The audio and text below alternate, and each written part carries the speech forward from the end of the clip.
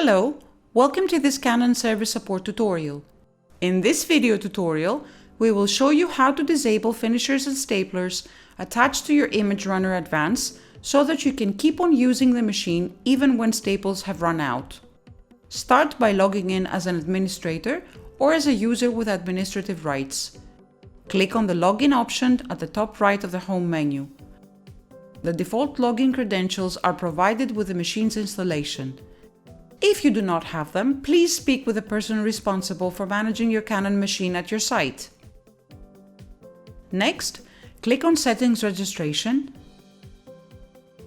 Device Settings, Management Settings, Device Management, Limited Functions Mode. Here you will see the finishing modules that are attached to your machine. Select the one that you want to disable and set the limited functions to on. Go up to the top of the menu and press the Apply Settings Changes button.